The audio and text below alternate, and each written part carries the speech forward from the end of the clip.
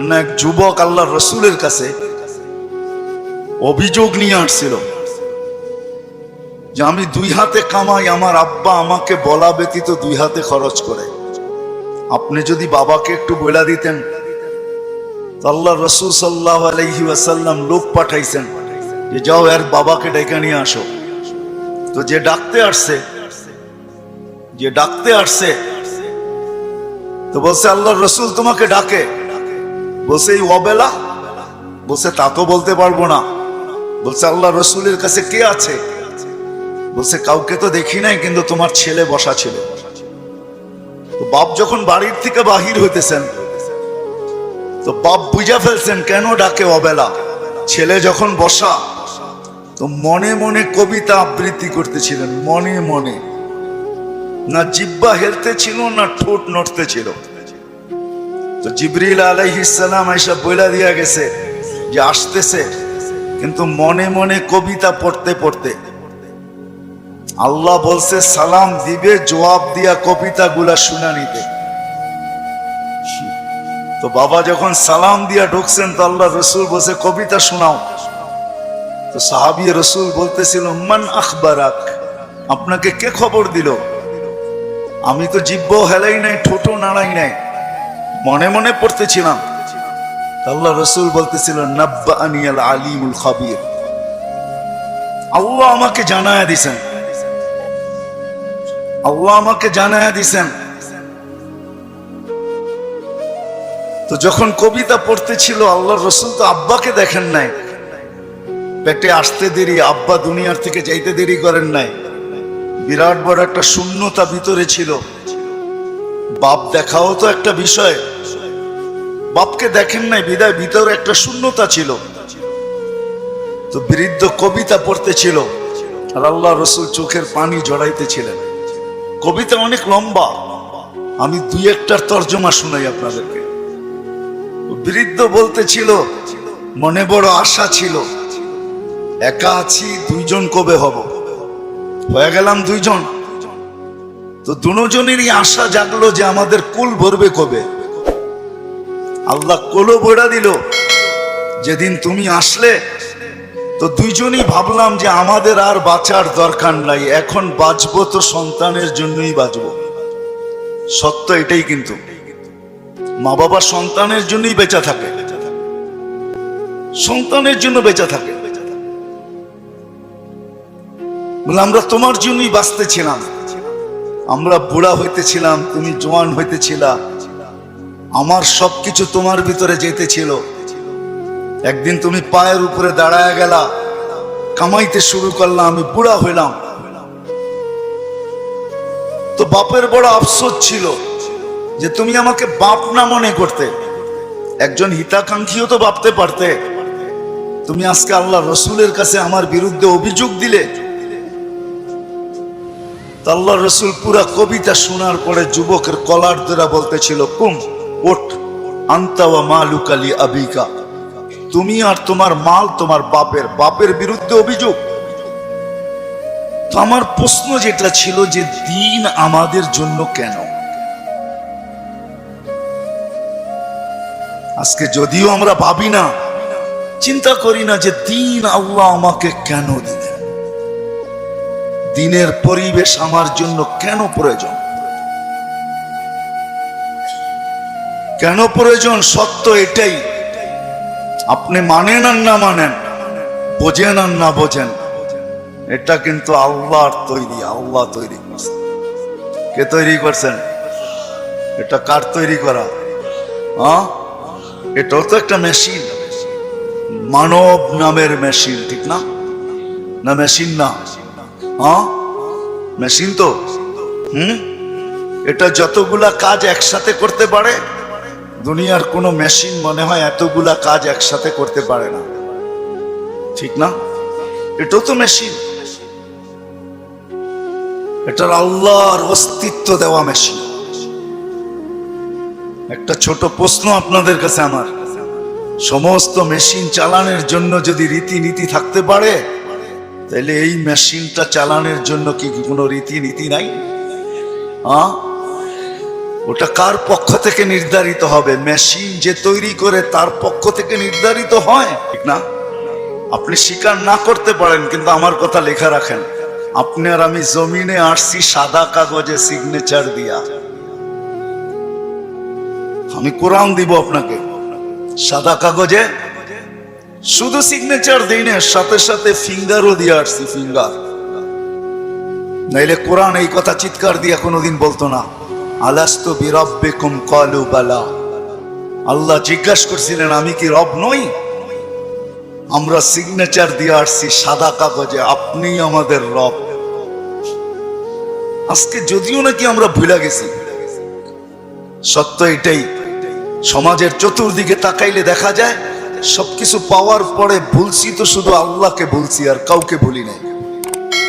আপনি যুবকের দিকে তাকান আর বৃদ্ধের দিকে তাকান, নারীর দিকে তাকান আর পুরুষের দিকে তাকান, শিক্ষিতর দিকে তাকান আর অশিক্ষিতর দিকে তাকান, গরিবের দিকে তাকান আর ধনীর দিকে তাকান, উচ্চ সোসাইটিওয়ালাদেরকে দেখেন আর নিম্ন সোসাইটিওয়ালাদেরকে দেখেন।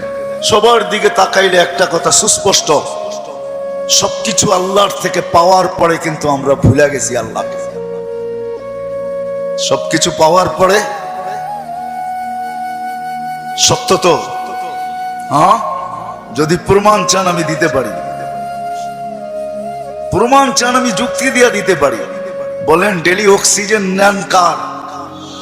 কে অক্সিজেন দেয় আমাদেরকে? হ্যাঁ মানেন?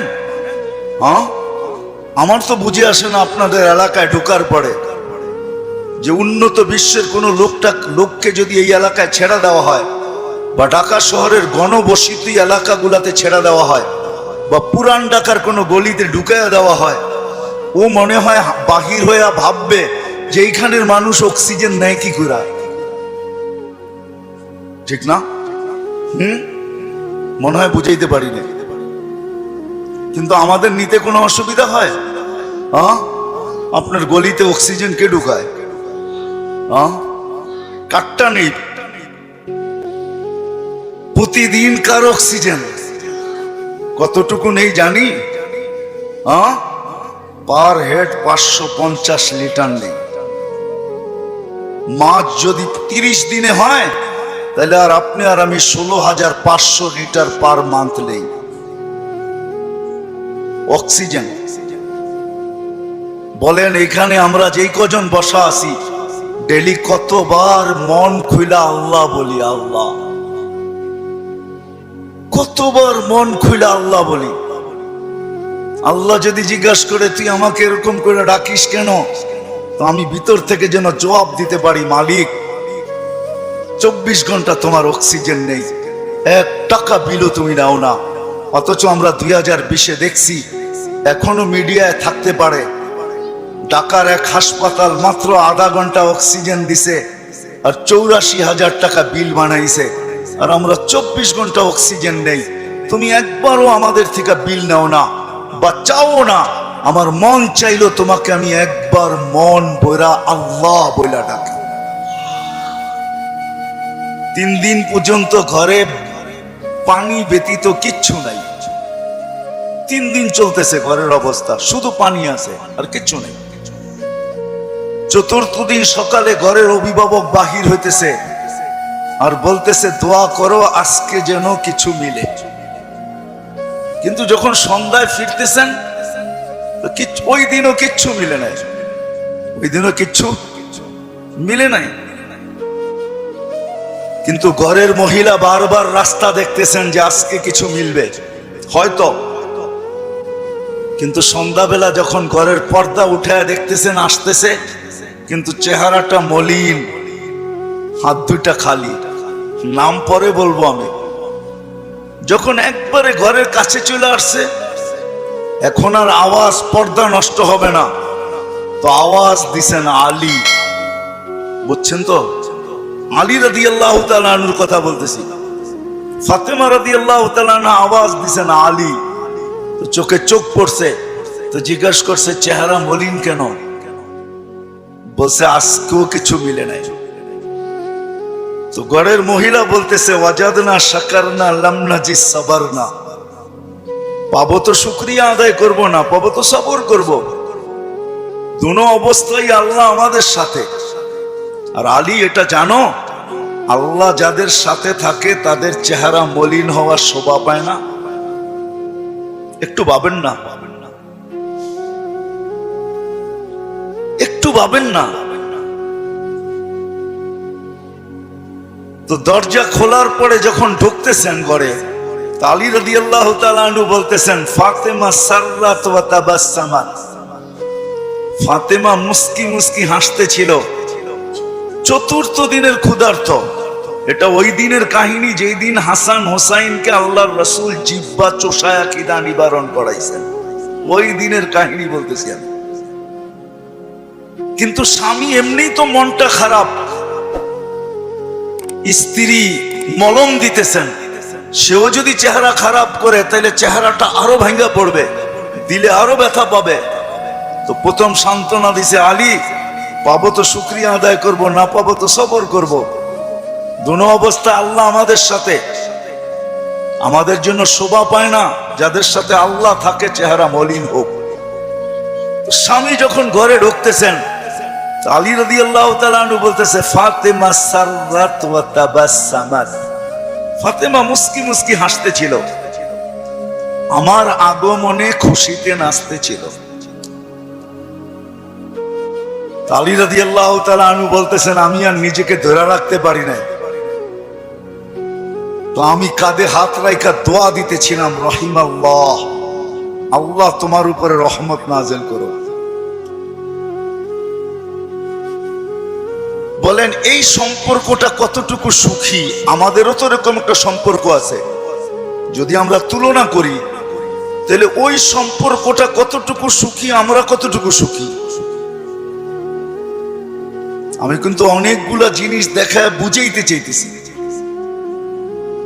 এজন্যই আমার কথা শুরুটা ছিল যে একক শ্রেষ্ঠ মানুষ, যেটা সৃষ্টির ভিতরে সবচেয়ে বড় সেরা, এই মানুষটার ভাবা উচিত যে আল্লাহ দিন আমাকে কেন দিলেন, দিনের পরিবেশ আমার জন্য কেন প্রয়োজন, আর কোন সৃষ্টির জন্য দিনের পরিবেশ নাই কেন।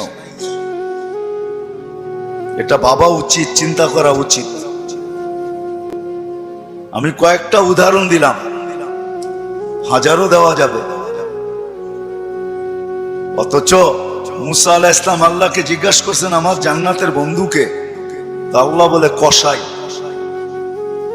মুসা আলাইহিস সালাম ঠিকানা চাইছেন যে আমার জানা দরকার, কসাই এত বড় উচ্চ মর্যাদায় কি করে উঠলো, কি কাজের বিনিময়ে উঠলো যে আমার জান্নাতের বন্ধু হবে। তো মুসা আলাইহিস সালাম যায় দেখছেন, পুরা কাহিনীকে আমি শর্ট করতেছি, যে কসাই যখন সকালে বাড়ির থেকে বাহির হয় দোকানের উদ্দেশ্যে, তো বৃদ্ধা মার পরিপূর্ণ সেবা করা তারপরে দোকানে আসে। আবার যখন ফিরা যায়, মার মতো সত্তাকেও বৃদ্ধাশ্রমে রেখা আসে, বাবার মতো ব্যক্তিত্বকেও বৃদ্ধাশ্রমে রেখা আসে। ঘরের থেকে বাহির করে, নিজে তো খাটে থাকে, কিন্তু বাবা মাকে গাড়ির গ্যারেজের ভিতরে থাকতে বাধ্য করে। আমি আঙ্গুল দিয়ে দেখাবো না আপনাদেরকে, আমি দেখাইতে পারি, আমার কাছে রিপোর্ট আছে, কিন্তু আমরাও জানি। মানুষ যখন দিন না বোঝে তখনই কিন্তু ভাইয়ের বিরুদ্ধে। আমি তো বৃদ্ধাশ্রমের কথা বলতেছি। আজকে তো মিডিয়াতে দেখা যায় সন্তান মা বাবাকে সাত টুকরা করে। সত্য তো? কারণটা কি? সে দিন বোঝে নাই, দিনের প্রয়োজনীয়তা মনে করে না, যে দিন আমার জন্য কেন দিলেন আল্লাহ আমার জন্য দিন। তখনই কিন্তু যা আমরা দেখতেছি বর্তমানে, এগুলা দেখতে হইতেছে এই জন্য যে ভাইয়ের বিরুদ্ধে কেস করতেছে। সিভিল কেস কিন্তু সমস্ত আপনজনের বিরুদ্ধে, প্রতিবেশীর বিরুদ্ধে খুব কম, আপনজনের বিরুদ্ধেই সিভিল কেস, জায়গা জমিন কেস সবচেয়ে বেশি। আপনি 80% কেন 90% পাবেন।